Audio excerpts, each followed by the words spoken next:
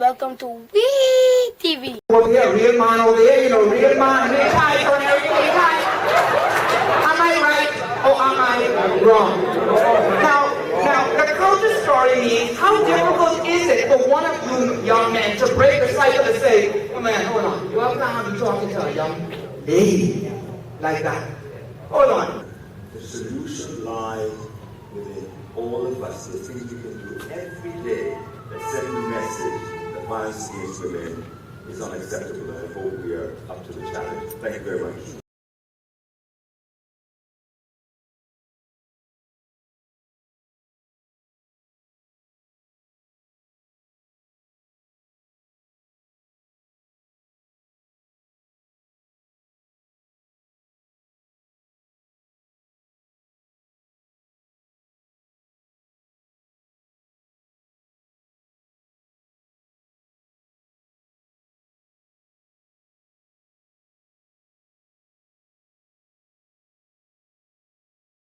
Real man over here, real man, real tight on everything, tight.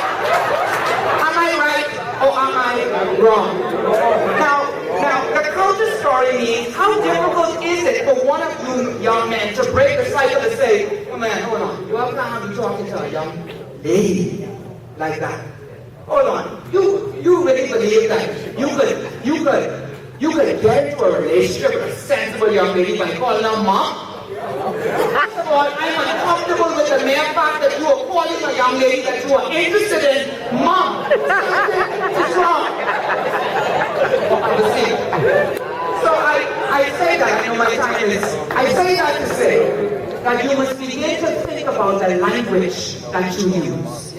You must begin to think about what they are being exposed to and what you are talking to them about.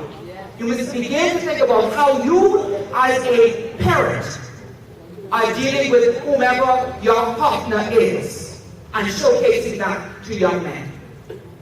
Because in order for them to live the counter story has to be exemplified to them. This thing is very easy. It starts not with a law or orders, it starts with the language that we speak. You change the language, you change the culture. So men have told us, as a matter of fact, that they are more likely to engage in this behavior if they know, again, that they can get away with it. The reality is that most men are still getting away with it. Amen. There aren't any the kind of consequences that are really needed to send the message to men that this behavior is unacceptable. One of the number one reasons is because we can. He is more likely to engage in the disrespectful, violent, aggressive behavior if he knows he can get away with it. Okay. And we are men getting away with it for the most part. I don't know the numbers here, but for example, in the United States, in the criminal justice system, I don't know if it's empirical, but there's enough data that suggests that a very small percentage of men, about maybe 5-10% of the men who are marrying women, sexually and otherwise, ever end up in any kind of intervention work. Marriage intervention all of life. Very small percentage. So it begs the question that if we're serious about advancing against women and creating safer homes and communities for women, what about 90+% more men who are getting away with it? How do we reach those men? We've got to have a community in general, and particularly of men who are willing to say, no, that joke isn't cool. No, I saw what you did. I see how you interrupt her all the time and disrespect her. And you go on and on with the list of things. We've got to have a community of men who are willing to stand up and say no. We invited men, I read several statements, and invited men to take a position on a continuum if we disagree. And one of the statements I read was, it is not my business to, in essence, to intervene if I know a man is being violent towards a woman. That understood, unwritten, but internalized cellular code between men that's my woman, stay out of my business. It's causing us serious problems. It's part of the problem. But right now, the expectation is, that ain't my business. I'm not going to get involved. So that's the number one reason that because we can avoid it. You can get away with it and expect men's silence, men in particular. The second reason is because it works. What do I mean by that? I've sat down with thousands of men and said, man, you know, I hear it's wrong, but there's something really particularly powerful about being able to tell a woman what to do, get her to do something or to stop her from doing something, and to get that kind of outcome. However troubling that it works is, it's still a high, a powerful thrust for that man to be able to have his way. And part of actually the work we make is to be able to work towards more authentic power, that internal spiritual power that doesn't depend on dominating another human being. That's real power. You don't need to be controlled and violated or want someone to feel powerful, lose someone's self-esteem. That's what power over is about. So he said, I don't like that dress. Don't take that dress on and put on the other one. And she does it out of fear because her life is on the line. She's terrified. She puts on the dress. It works in these specific men short term. Depending on your own spiritual beliefs, sooner or later, you'll pay for it. It will come around. Laws of nature require. I said to men, you're on a credit card, a spiritual credit card, you're charging, bro. The bill will come. And it doesn't always come and show up in the way we expect, like we get bills in the mail, you know, go to a post office box or the post person shows up at our house. It shows up in so many other forms that you may not even consider that this is a bill. But it will come. The third reason is because this is learned behavior. There's no evidence, there's not evidence as a clinician. I understand psychopathology, and there's a place where issues of, you know, personality disorder, issues around impulse control, there's a whole lot of range of behaviors that are sometimes present. Many will provide it with it. But I want to be clear, we do not see this as a problem in kind of psychopathology. This is learned behavior. And both speakers have spoken to it. This construct of masculinity.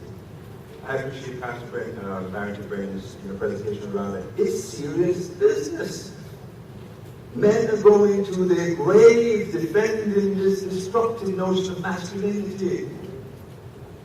And for those who may not understand it, let me say it again, it is serious business.